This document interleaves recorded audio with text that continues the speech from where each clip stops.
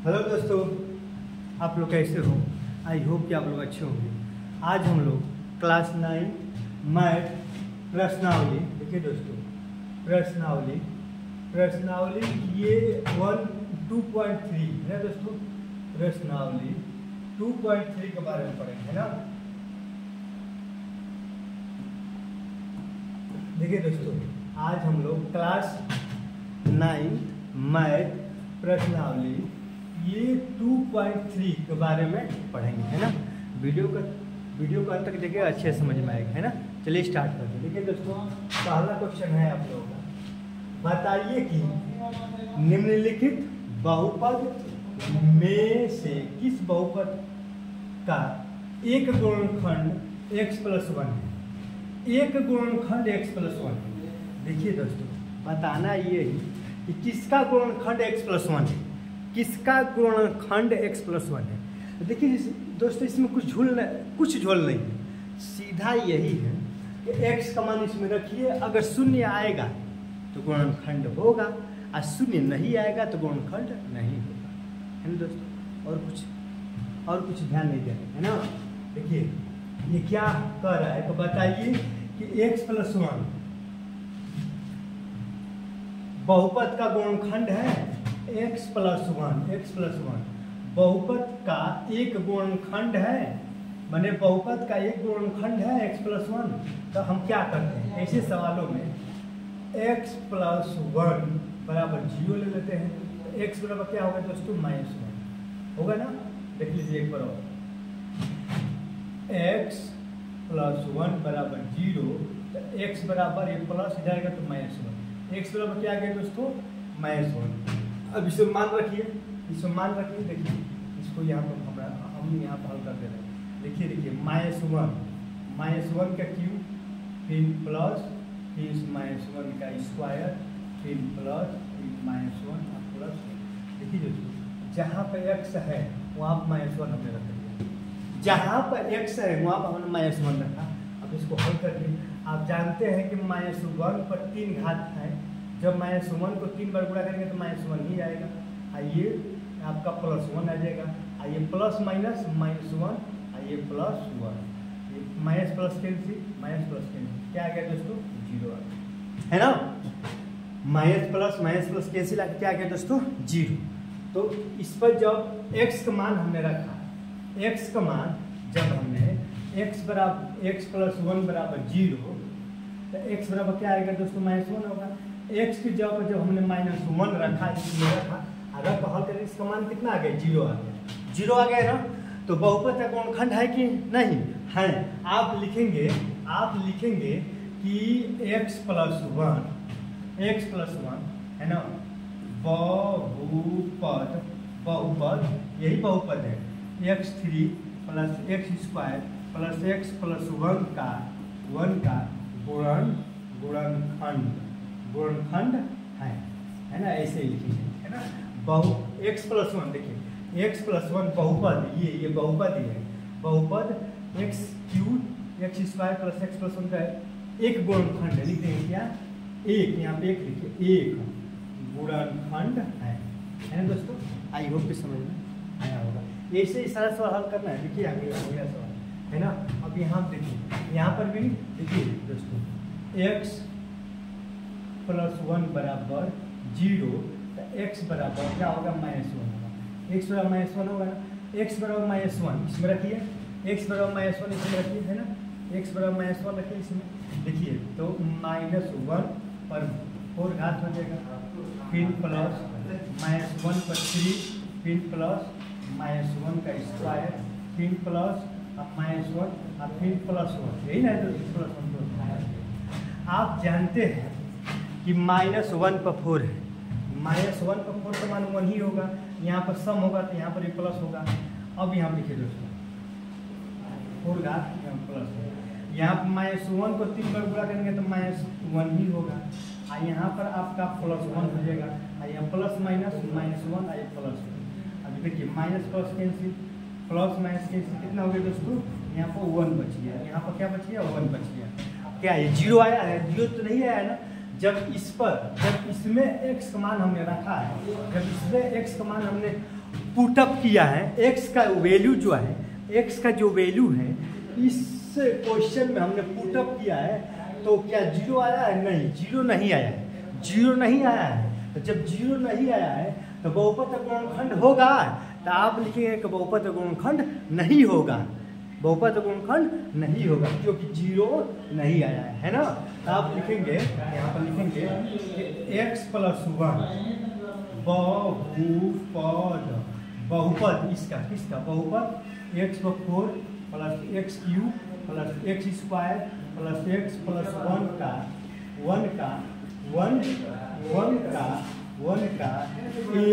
एक गुणनखंड नहीं होगा, गुणनखंड नहीं होगा, है ना दोस्तों, गुणनखंड नहीं होगा। क्यों नहीं होगा? क्योंकि जब इसमें एक्स का मान हमने रखा इसका मान शून्य नहीं आया, इसीलिए गुणनखंड नहीं होगा, है ना दोस्तों। आई होप कि आपको समझ में आएगा। चलिए इसमें इस प्रश्न को हल करते हैं। एक्स की जगह पर क्या रखना है दोस्तों? एक्स की जगह पर क्या रखना है बताएं हमें। एक्स की जगह पर क्या रखना है दोस्तों? एक्स की जगह पर -1 रखना है। यहाँ पर रखे हमने एक्स की जगह पर -1 रखे, है ना। देखिए -1 पर 4 घात है तो -1 पर 4 प्लस 3 और -1 पर 3 घात रख दीजिए, फिर प्लस 3, फिर माइनस यहाँ पर -1 का स्क्वायर, है ना, फिर प्लस फिर -1 और यहाँ पर ठीक है दोस्तों, यहाँ पर हमने केवल मान रखा है एक्स पर, है ना, केवल एक्स जब हमने -1 रखा है। इसको हल करिए। देखिए -1 पर 4 घात है, यहाँ पर +1 ही आएगा, है ना। अब यहाँ देखिए -1 का 3 घात है तो -1 को 3 बार गुणा करेंगे तो -1 ही आएगा क्योंकि विषम घात है ना। अब -1 में 3 से गुणा करेंगे तो -3 होगा, और यहाँ पर ये +3 होगा, प्लस माइनस माइनस, ये +1 minus plus cancel, minus plus cancel. यहाँ पर दोस्तों यहाँ पर भी तो 1 ही आ गया, यहाँ पर भी तो शून्य नहीं आ रहा है, तो बहुपद का गुणनखंड है x+1। आप लिखेंगे कि बहुपद का गुणनखंड नहीं है। यहाँ पर लिखेंगे x+1 बहुपद x पर 4 plus 3 x cube plus 3 x square plus x+1 बहुपद इतना का एक गुणनखंड होगा, गुणनखंड नहीं होगा। क्यों नहीं गुणनखंड होगा? क्योंकि x का मान इसमें रखते हैं, रख कर हल किए हैं तो कितना है 1 आ गया है, शून्य नहीं आया, इसीलिए बहुपद का गुणनखंड नहीं होगा, है ना। अब चलिए दोस्तों क्वेश्चन नंबर 4 पर चल रहे हैं, है ना। देखिए क्वेश्चन नंबर 4 पर रखिए, x बराबर क्या रखें, x बराबर -1 रखें, रखिए इसमें, है ना। -1 पर 3 घात, फिर -1 का स्क्वायर, फिर -2 प्लस √2, फिर यहाँ पर पूरे -1 और प्लस √2 रखिए, हल करिए। -1 का क्यूब -1 का स्क्वायर 1, है ना, माइनस, देखिए दोस्तों इसको ये माइनस प्लस क्या हो जाएगा माइनस, देखिए ये भी माइनस और ये भी माइनस, तो माइनस माइनस बराबर प्लस होगा। यहाँ पर क्या है 2 प्लस √2, यहाँ पर प्लस √2 पहले से ये वाला -1 कितना हो गया दोस्तों -2 हो गया, प्लस ये क्या है आपका 2 प्लस √2 प्लस √2, ये ना दोस्तों, ये माइनस प्लस कैंसिल, √2 कितना बार हो जाएगा 2 है ना। ये भी तो शून्य नहीं आ रहा है दोस्तों। ये भी लिखेंगे कि x+1 बहुपद इतना का गुणनखंड नहीं है, गुणनखंड नहीं है। क्यों नहीं है? क्योंकि x का मान जब इसमें रख कर हल कर रहे हैं इसका मान शून्य नहीं है। समझ रहे हैं दोस्तों? आई होप कि समझ में आया होगा। अब चलिए हम लोग क्वेश्चन नंबर 2 पे चलते हैं, है ना। क्वेश्चन नंबर 2 क्या है दोस्तों? कह रहे हैं गुणनखंड प्रमेय लागू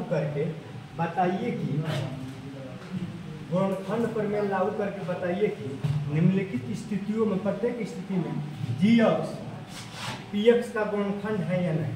देखिए दोस्तों इसमें भी वही कह रहा है कि gx px का गुणनखंड है या नहीं। तो gx पी एक्स का गुणनखंड कब होगा? जब x का मानवा इसमें रखेंगे, x का मान इसमें रखेंगे, और जब इसका मान शून्य आएगा तो गुणनखंड होगा, और जब इसका मान शून्य नहीं आएगा तो गुणनखंड नहीं होगा। है ना दोस्तों? चलिए रक्त हल कर रहे हैं।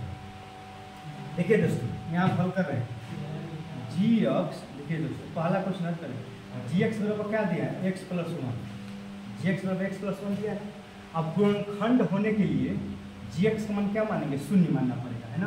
तो यहाँ पे इसको मान शून्य मानेंगे। शून्य बराबर क्या होगा? एक्स प्लस वन होगा, है ना। इसको आप इस तरह लिख सकते हैं, एक्स प्लस वन बराबर, है ना, जी एक्स को इधर भी लेके आ सकते हैं, है ना। जी एक्स इसको इधर लेके आइए। अब गुणनखंड के लिए एक्स प्लस वन बराबर जीरो लेंगे, इसका मान जीरो रखना पड़ेगा। एक्स बराबर कितना हो गया दोस्तों? Minus one. एक्स बराबर कितना हो गया? Minus one. अब एक्स का मान इसमें रखिए, एक्स का मान इसमें रखिए, है ना। देखिए पी एक्स बराबर कितना है? 2x cube plus x square minus 2x minus one. रखिए इसमें, है ना। एक्स जब क्या रखेंगे दोस्तों? एक्स जब माइनस वन रखेंगे, एक्स जब क्या रखेंगे? Minus one. रखिए यहाँ पर, रखिए यहाँ पर पी एक्स जब माइनस वन, पी एक्स जब माइनस वन। रखिए यहाँ पर 2 अब माइनस वन का 3 फिर प्लस 3 माइनस वन का स्क्वायर 3 माइनस 2 3 माइनस वन अब माइनस वन। देखिए यहाँ हो गया 2, अब माइनस वन के क्यूब माइनस वन ही है। अब प्लस माइनस वन का स्क्वायर माइनस वन का स्क्वायर वन ही होता है। फिर यहाँ पर माइनस, यहाँ पर माइनस। जब माइनस माइनस गुणा होता है तो प्लस, और 2 में एक्स गुणा होगा तो 2, और यहाँ पर माइनस वन। अब देखिए दोस्तों ये भी तो गुणा ही है। देखिए ये प्लस है और ये भी क्या है दोस्तों? ये भी माइनस माइनस प्लस है, लेकिन ये गुणा है। जब 2 में एक्स गुणा होगा तो माइनस 2 होगा। Minus 2 plus 1 plus 2 minus 1। देखिए plus minus cancel, plus minus cancel, तो कितना आ गया दोस्तों? जीरो आ गया। क्या आ गया? जीरो आ गया। तो जीरो आ गया तो गुणनखंड होगा कि नहीं? गुणनखंड होगा। तो आप लिखेंगे कि जी एक्स पी एक्स का एक गुणनखंड है। लिखेंगे कि जी एक्स पी एक्स का गुणनखंड होगा, है ना। जी एक्स पी एक्स का क्या होगा दोस्तों? गुणनखंड होगा। क्यों होगा? क्योंकि जब x का मानवा x का मान यहाँ से निकाल कर इसमें रखे हैं, x का मान जब इसमें पुटअप किए हैं तो इसका मानवा क्या आ गया? जीरो आ गया। और जब जीरो आ गया तो जी एक्स पी एक्स का गुणनखंड होगा, है ना दोस्तों। अब चलिए हम लोग दूसरे क्वेश्चन चलते हैं।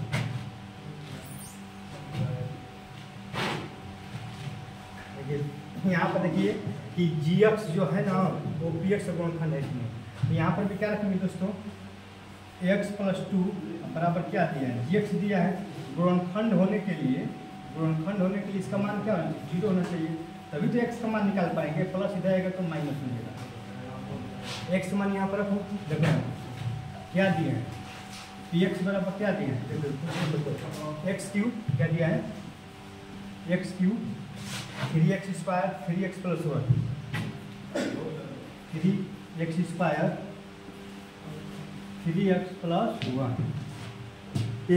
मान रखिए एक्स माइनस 2 रखिए, पी माइनस 2 यहाँ पर हो जाएगा माइनस 2 का क्यूब 3 माइनस 2 का स्क्वायर और 3 और बुरे। अच्छा कोष्टक में लगा देंगे 3 और कोष्टक में कितना हो गया? माइनस 2 और ये प्लस 1, है ना।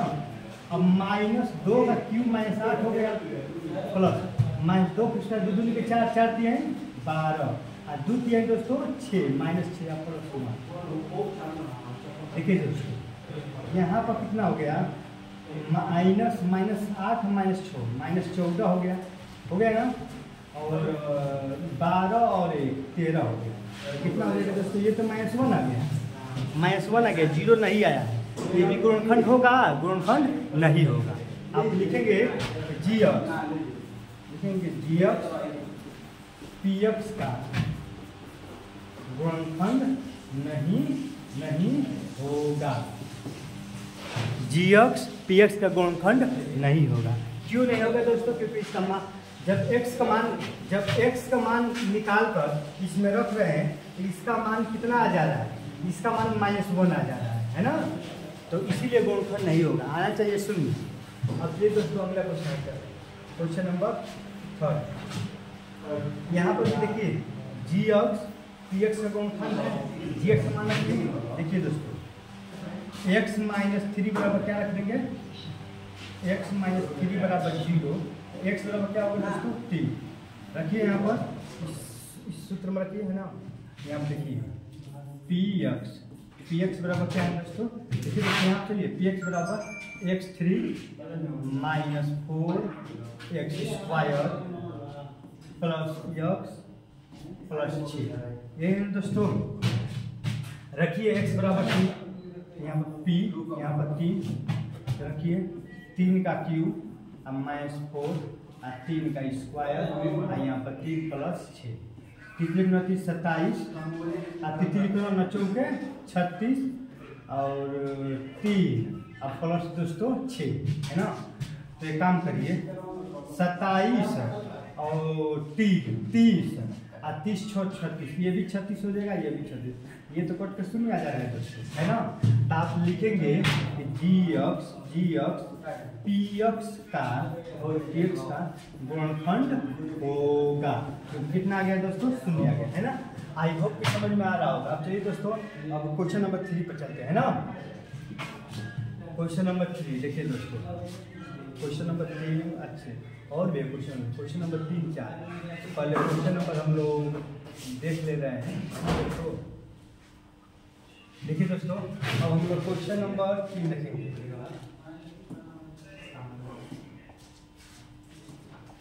देखिए दोस्तों क्वेश्चन नंबर 3 है ना, क्वेश्चन नंबर 3 में देखिए दोस्तों k का मान निकालना है, किसका मान निकालना है, k का मान ज्ञात करना है, k का मान ज्ञात करना है ना, किसका मान ज्ञात करना है, k का मान ज्ञात करना है। जबकि निम्नलिखित स्थितियों में प्रत्येक स्थिति में x - 1 px का एक गुणनखंड है। अब देखिए यहाँ पर कह दे रहा है गुणनखंड है, यहाँ पर कह रहा है तो px एक गुणनखंड है। अब देखिए जब px गुणनखंड है तो गुणनखंड कब होता है, आप बताइए गुणनखंड कब होता है, आप बताइए गुणनखंड कब होता है, जब इसका मान क्या आता है, जब इसका मान शून्य आता है, जब इसका मान शून्य आएगा तभी तो गुणनखंड होगा। आज देखिए यहाँ पर अभी इससे पहले हम जो भी पढ़ रहे थे हम ये चेक कर रहे थे कि वो गुणनखंड है कि नहीं, तो उसमें x का मान रख रहे थे, आज जब उसका मान शून्य आ जा रहा था तो हम कह रहे थे कि वो px gx का गुणनखंड है, इसमें गुणनखंड दे दिया है ऑलरेडी, यानी इसका मतलब कि ऑलरेडी इसमें शून्य दे दिया है, इसमें k का मान निकालना है, किसका मान निकालना है दोस्तों, k का मान। जैसे कि देखिए यहाँ पर कह रहा है गुणनखंड एक गुणनखंड है, इसका मतलब ये जो px है, px मान ऑलरेडी शून्य दे दिया है ना, गुणनखंड होने पर यहाँ पर लिखिए गुणनखंड होने पर px बराबर क्या होगा 0। जब गुणनखंड होने पर px बराबर क्या होगा 0 होगा। तो यहाँ पर देखिए क्वेश्चन में पहला कर रहे हैं, है ना, तो यहाँ पर px बराबर क्या दिया दोस्तों, px बराबर दे दिया x², है ना, और x अब प्लस k, यही दिया है दोस्तों, है ना। तो यहाँ पे एक और दे दिया, देखिए दोस्तों एक और दे दिया है ना, यहाँ ये भी दिया है x - 1 बराबर 0 लेंगे, तो x बराबर क्या लेंगे दोस्तों 1 लेंगे, है ना, ये भी px का मान ही है तो शून्य लेंगे ना, x - 1 बराबर 0 तो x बराबर जब शून्य लेंगे तभी तो x का मान निकलेगा, जब इसके बराबर शून्य लेंगे तभी तो x का मान निकलेगा। तो x - 1 बराबर 0 तो x बराबर 1, अब x जब 1 रखो, px का मान क्या है दोस्तों शून्य, यहाँ हो गया शून्य, यहाँ पर रखो 1 का स्क्वायर और 1 अब प्लस के 0, 1 का स्क्वायर 1 आई 1 अब प्लस के, देखिए दोस्तों 1 कितना हो गया 2 हो गया, 1 कितना हो गया 2, 0 बराबर ये 2 अब प्लस के आ गया के, तो के बराबर कितना हो गया दोस्तों, ये प्लस इधर आएगा तो -2 होगा, के का मान कितना आ गया दोस्तों -2 आ गया, है ना दोस्तों। देखिए इसमें कुछ करना नहीं, दिमाग में ये बैठा लीजिए के का हमें मान निकालना है, तो के का मान निकालना है ना। तो ऑलरेडी गुण कह रहा है कि गुणनखंड x - 1 जो है ना ये px का गुणनखंड है, px का गुणनखंड है। तो गुणनखंड कब होगा? जब इसका मान शून्य आएगा, जब इसका मान शून्य आएगा तभी तो गुणनखंड होगा। इससे पहले कह रहा था कि बताइए कि ये इसका गुणनखंड है कि नहीं। तो गुणनखंड कब होता था आप ही बताइए, गुणनखंड कब होता था? जब उसका मान उसमें हम रखते थे, जब उसका मान शून्य आता था तभी तो गुणनखंड होता था, है ना। इसका मतलब कह दिया ऑलरेडी का गुणनखंड है, इसका मतलब px का मान कितना है? ऑलरेडी शून्य दे दिया है। जब px जब शून्य दे दिया है, देखिए गुणनखंड होने पर px बराबर क्या होगा? शून्य होगा। अब ये दे दिया है px बराबर इतना, ये सवाल है आपका, है ना, ये सवाल ही है। तो इसके जब हम शून्य रख देंगे, आज यहाँ पर x - 1 बराबर 0 ये दिया है, ये दिया है कि नहीं? यहाँ पे 0 लेना पड़ेगा तभी तो x का मान निकलेगा। x - 1 बराबर 0, तो x बराबर कितना हो गया दोस्तों? 1 हो गया, है ना। अब x जहाँ जहाँ है ना, जहाँ जहाँ x है वहाँ पर 1 रख दीजिए, 1 की स्क्वायर 1 और 1, तो 1 1 2, k बराबर -2 अगेन। तो k का मान कितना आ गया दोस्तों? इस सवाल में k का मान कितना आ गया? -2 आ गया। आई होप कि समझ में आ रहा होगा, है ना दोस्तों। अब देखिए इसमें रखिए, है ना, इसमें रखिए गुणनखंड होने पर, देखिए दोस्तों यहाँ पर लगा दें, इसी को यहाँ पर लगा दें, है ना। गुणनखंड के, ये गुणनखंड होने पर px बराबर क्या होगा दोस्तों? px बराबर 0 और x - 1 बराबर 0, तो x बराबर कितना हो गया दोस्तों? 1। ये x - 1 यहाँ पर दिया है, तो x जब 1 रखिए यहाँ पर, देखिए अब px बराबर कितना दिया दोस्तों? सवाल आपका 2x स्क्वायर प्लस kx आप प्लस √2। मान रखिए यहाँ पर क्या रखेंगे? यहाँ पर गुणनखंड होने पर 0, यहाँ पर 0 हो गया। 2x जब क्या रखेंगे? 1 का स्क्वायर और k x जब 1 आप प्लस √2, है ना दोस्तों। 0 1 का स्क्वायर 1 में 2 से गुणा करेंगे 2 ही होगा, 1 में 2 से गुणा करेंगे 2 ही होगा, प्लस आई के 1 से गुणा करेंगे तो के ही होगा, प्लस √2 होगा ना दोस्तों। कहो कि हाँ। अब यहाँ देखिए ये प्लस इधर आएगा तो माइनस, ये प्लस इधर आएगा तो माइनस, और यहाँ पर क्या हो गया दोस्तों? के हो गया, है ना। तो के का मान आ गया, के का मान यही आ गया। अच्छा इसमें माइनस कामन ले लो, माइनस कामन लोगे तो 2 और प्लस √2 होगा, है ना। यही के का मान होगा। या इस तरह लिखो या इस तरह लिखो, इसको इस तरह लिखो, है ना। माइनस कामन ले लोगे इसमें अगर माइनस कामन लोगे तो 2 और प्लस √2 होगा, है ना। ये के का मान होगा। ये लिखो या इस तरह लिखो, के बराबर -2 प्लस √2, है ना। देखिए दोस्तों के बराबर कितना? देखिए यहाँ ये है कि ये भी आंसर सही है आपका, है ना।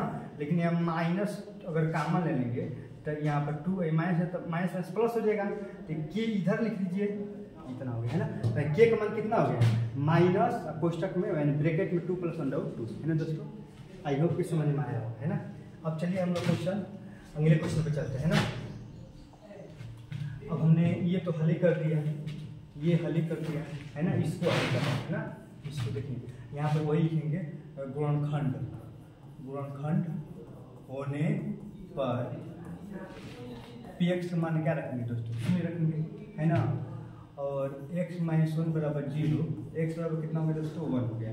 अब देखिए px बराबर कितना दे दिया है ना, kx स्क्वायर -√2 x प्लस 1, यही ना सवाल है। अब इसको हल करिए, इसके जवाब पर क्या रखेंगे दोस्तों? 0।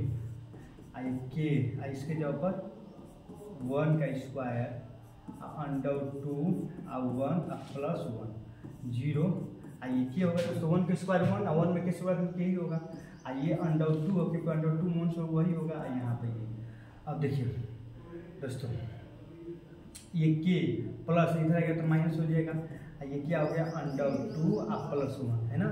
माइनस के यहाँ पर माइनस कामन लेंगे, देखिए दोस्तों यहाँ पर माइनस जब हम कामन ले लेंगे तो √2 और जब माइनस कामन लेंगे तो प्लस तो क्या हो जाएगा? माइनस। देखिए दोस्तों जब भी हम माइनस कामन लेते हैं तब प्लस रहता है तब माइनस रहता है, यहाँ पर माइनस रहेगा तो प्लस हो जाएगा। यहाँ पर प्लस है तो माइनस हो गया, है ना। अब ये माइनस, ये वाला माइनस और ये वाला माइनस कैंसिल हो जाएगा दोनों, तो क्या हो गया? के बराबर क्या हो जाएगा? √2 और -1, यही आपका आंसर हो गया, है ना दोस्तों। इसका है ना। अब चलिए हम इस क्वेश्चन मिटा रहे हैं, ठीक ना। देखिए दोस्तों यहीं से मिटा रहे हैं ना, बाकी ऊपर सब काम ही आएगा। अब देखिए हम क्वेश्चन में इसको कर रहे हैं ना, कितना है पी एक्स बराबर के x square minus 3x plus के, है ना, यही सवाल है। रखिए यहाँ पर शून्य रखिए, के और 1 का स्क्वायर और 3 और ब्रैकेट में 1 और प्लस के। अब देखिए दोस्तों 0 और के 1 के स्क्वायर 1 और माइनस 3 और प्लस के हो गया ना दोस्तों। के देखिए के जो दो बार है तो 0 और के कितना हो जाएगा दोस्तों 2k अब माइनस 3, ये माइनस 3 है ना। अच्छा ये 2k प्लस इधर आएगा तो माइनस 2k हो जाएगा, इधर क्या हो जाएगा माइनस 3 हो गया।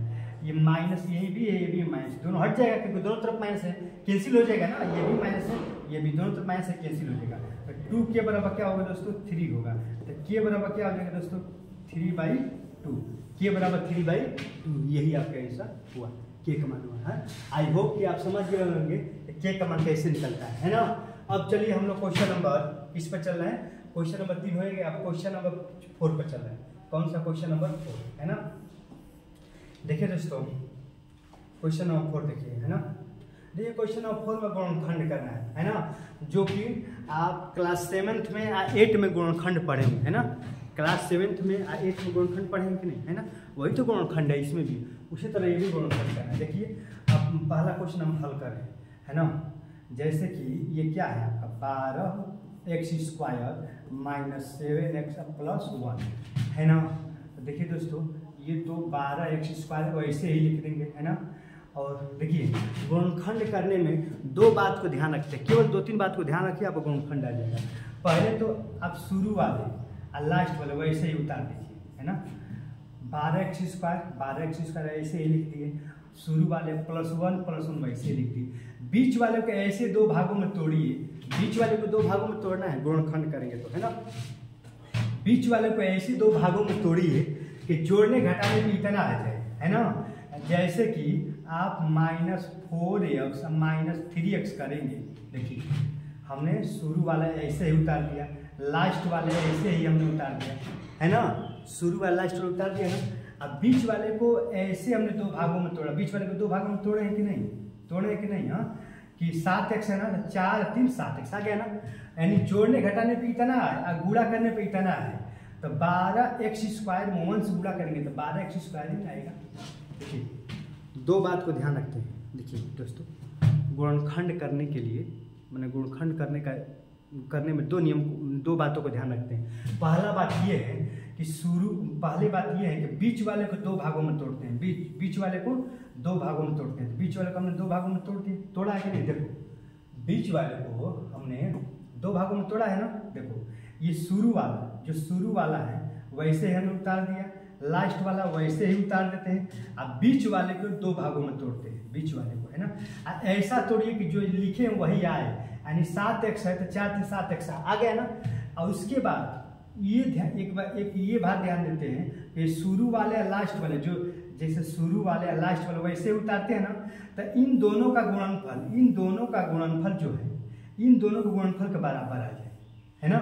जैसे कि 12x स्क्वायर में जब 1 से गुणा करेंगे तो देखिए 12x स्क्वायर में 1 से गुणा करेंगे तो 12x स्क्वायर ही होगा कि नहीं।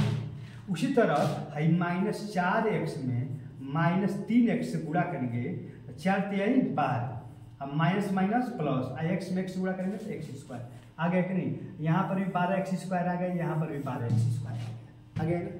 तो गुणनखंड करने में यही बात को ध्यान रखते हैं ना, बस आपको गुणनखंड आ जाएगा। कि गुणनखंड करने में केवल दो बात को ध्यान रखते हैं। पहली बात कि बीच वालों को ऐसे दो भागों में तोड़ते हैं कि जोड़ने घटाने पे इतना आ जाए जितना ये है।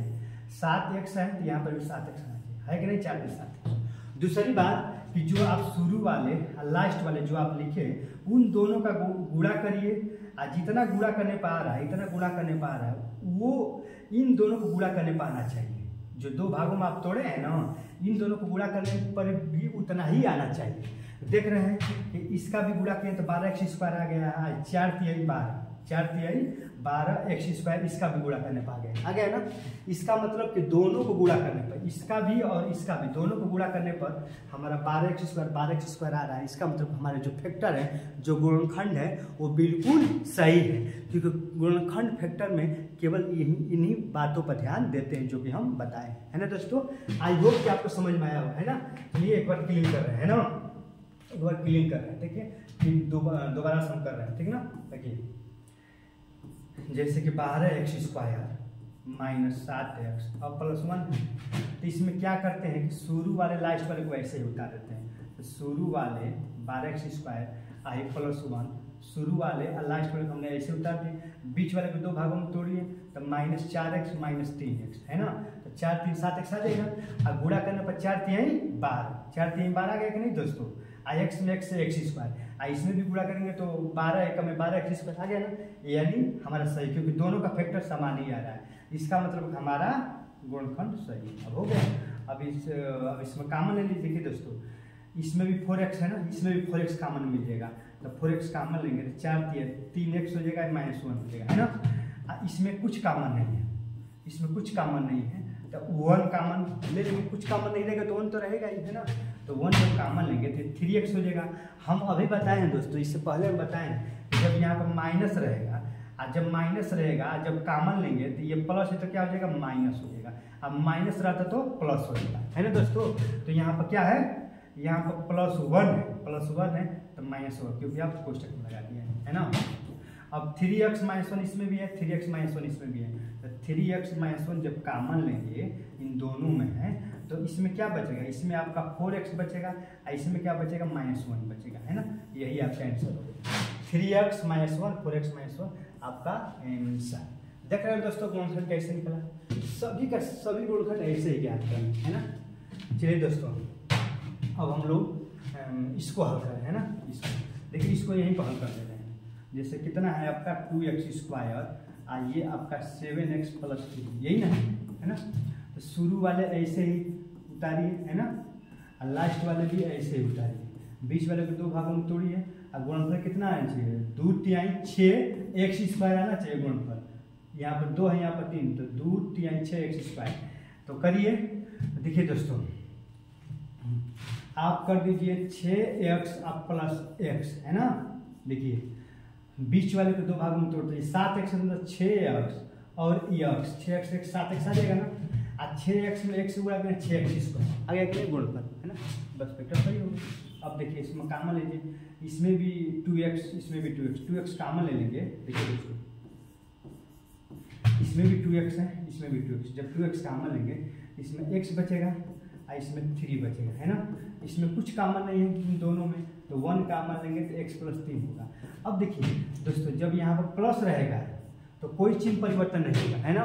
जब प्लस यहाँ पर रहेगा तो यहाँ पर प्लस है तो प्लस ही रहेगा, माइनस रहेगा तो माइनस ही रहेगा, कोई चिन्ह परिवर्तन नहीं होगा। चिन्ह कब परिवर्तन होता है, जब यहाँ पर माइनस रहता है तब। क्या रहता है, माइनस रहता है तब चिन्ह परिवर्तन होता है। जैसे कि देखिए यहाँ पर माइनस है, जब यहाँ पर माइनस है तो यहाँ पर माइनस तो क्या हो गया है, देखिए दोस्तों यहाँ पर है माइनस, और जब ब्रैकेट में लगाएंगे तो ये प्लस है तो क्या हो जाएगा, माइनस। लेकिन यहाँ पर है प्लस, तो प्लस में कोई चिन्ह परिवर्तन नहीं होता है। अब देखिए दोस्तों, x + 3 इसमें भी है, x + 3 इसमें भी है, तो x + 3 जब हम कॉमन ले लेंगे इसमें क्या बचेगा, ये बताओ, 2x + 1 बचेगा, यही तो बचेगा, यही आपका आंसर है ना दोस्तों। आई होप कि आपको समझ में आया होगा ना कि फैक्टर कैसे करते हैं। देखिए दोस्तों, अब क्वेश्चन नंबर 3 पे चल रहा है ना। देखिए दोस्तों, आप लोग वीडियो को अच्छे से देखिएगा, अंत तक देखिएगा, अच्छे समझ में आएगा, है ना। और वीडियो को आप शेयर करिए, सब्सक्राइब करिए और लाइक करिए, और साथ में आप कमेंट भी करिए, है ना, कि जो हमारे अंदर जो भी कमी है उस कमी को हम दूर करें, है ना। चलिए दोस्तों, अब हम क्वेश्चन नंबर 3 हल कर रहे हैं ना। ये क्या है आपका 6x² 6x² + 5x - 6, यही आपका क्वेश्चन है। इसको फैक्टर करिए। देखिए शुरू वाले और लास्ट वाले वैसे ही लिख देते हैं। यहाँ पर शुरू वाले हैं, जो लास्ट वाले हैं वैसे हमने लिख दिया कि नहीं, बताओ। शुरू वाला लास्ट वाला वैसे ही लिख दिया है ना। अब बीच वाले कैसे दो भागों में तोड़िए तो गुणनफल इसके आ जाए। देखिए इसके गुणनफल के बराबर आ जाए, है ना। 6 6 का 36, 36 एक्स स्क्वायर आना चाहिए दोस्तों। 6 का 36 एक्स स्क्वायर आना चाहिए। बीच वाले को तोड़ो, ऐसे भागों में आए जोड़ने के टाइम में केवल 5 एक्स आना चाहिए दोस्तों। तो किस तरह होगा, देखिए आप 9 चौके 36। हाँ देखिए दोस्तों, सोचना पड़ेगा जैसे हम सोच रहे हैं 9 4, 9 चौके 36, 9 में 4 जाएगा तो 5। देखिए दोस्तों ये 9 एक्स हो गया, ये 4 एक्स हो गया, है ना। क्योंकि देखिए 9 चौके 36 आ गया, 36 ये भी 36, 9 में से 4 जाएगा तो 5 आ गया ना, ये दोनों आना चाहिए।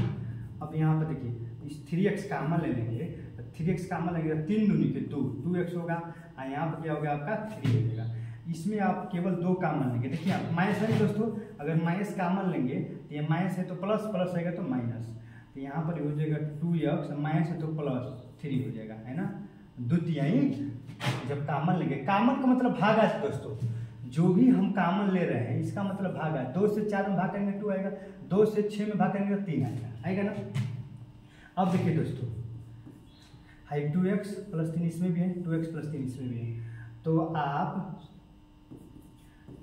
2x प्लस 3 दोनों में है, तो 2x प्लस 3 इसमें भी है, 2x प्लस 3 इसमें भी है। जब 2x प्लस 3 कॉमन लेंगे तो क्या बचेगा दोस्तों, यहाँ पर हो जाएगा 3x माइनस 2 बचेगा, है ना, यही ना बचेगा, यही आपका आंसर हो गया, है ना दोस्तों, आपका आंसर। आई होप कि आपको गुणनखंड समझ में आ रहा होगा। अब चलिए दोस्तों क्वेश्चन नंबर अब हम 4 पर चलते हैं ना। क्वेश्चन नंबर 1 लास्ट यही है 4 नंबर। देखिए दोस्तों 3x square minus x minus 4, है ना, इसका गुणनखंड करना है। हाँ? अब देखिए शुरू वाले वैसे ही उतार देते हैं, लास्ट वाले वैसे ही उतार देंगे, है ना। और उसके बाद बीच वाले को ऐसे 2 भागों में तोड़े किसी गुणनफल के बराबर आ जाए। 4 12 एक्स स्क्वायर आना चाहिए, तो माइनस 4x अब प्लस 3x। देखिए दोस्तों 4 12, ये भी 12, ये भी गुणा करने में 12 आ जा रहा है, और 4x में से 3x जाएगा तो x भी आ जा रहा है, बस सही। अब इसमें क्या कॉमन लेंगे, 3x अब 4x में क्या कॉमन लेंगे, आप ही बताइए दोस्तों, आप ही बताइए क्या कॉमन लेंगे। कुछ कॉमन नहीं, केवल x कॉमन मिल रहा है, तो x कॉमन ले लेंगे, तो इसमें आपका 3x हो जाएगा, क्योंकि x 2 बार है तो 1x रहेगा, अब माइनस 4 होगा। इसमें इन दोनों में कुछ कॉमन नहीं मिल रहा है दोस्तों। देखिए दोस्तों यहाँ पर 4x होगा प्लस 3x होगा, है ना। तो इसमें क्या कॉमन, कुछ नहीं मिल रहा है, तो 1 कॉमन लेंगे, तो क्या बचेगा 3x माइनस 4 होगा। अब 3x माइनस 4 इसमें भी है, 3x माइनस 4 इसमें भी है ना, तो 3x माइनस 4 दोनों में है, इसमें भी इसमें कॉमन ले लेंगे तो क्या बचेगा दोस्तों, इसमें x बचेगा, ये प्लस बचेगा, इसमें 1 बचेगा, x प्लस 1, यही आपका फैक्टर हुआ, यही इसका आंसर होगा क्वेश्चन नंबर 4 का। 3x माइनस 4 x प्लस 1 यही आपका फैक्टर हो गया, है ना दोस्तों। तो क्वेश्चन नंबर 4 भी समाप्त हो गया, है ना दोस्तों। अब देखिए दोस्तों वीडियो कितना लंबा है। देखिए दोस्तों अगर क्वेश्चन नंबर 5 को हल करेंगे तो वीडियो बहुत लंबा हो जाएगा, वीडियो बहुत लॉन्ग हो जाएगा, है ना। तो इसीलिए क्वेश्चन नंबर 5 को अब हम दूसरे वीडियो में हल करेंगे, क्योंकि वीडियो अगर लंबा हो जाएगा तो खुद आप ही लोग इस वीडियो को नहीं देखेंगे, इतना लंबा क्यों हो गया। लंबा हो जा रहा है दोस्तों इसलिए कि आपको समझाना ही तो है। अगर हम तो पढ़ाते जाएंगे तो 10 मिनट में ख़त्म कर देंगे, 10 मिनट में इसको पढ़ा देंगे, लेकिन सबसे बड़ी बात ये है कि अगर आपको समझ में ना आए अगर तो पढ़ाने से क्या फ़ायदा, आप ही बताइए, पढ़ाने से क्या फ़ायदा है। तो समझाने में समय लग रहा है। और क्वेश्चन नंबर जो 5 है, ये क्वेश्चन नंबर 5 है ना, इसको जो है अब हम अगले वीडियो में बताएंगे। जय हिंद।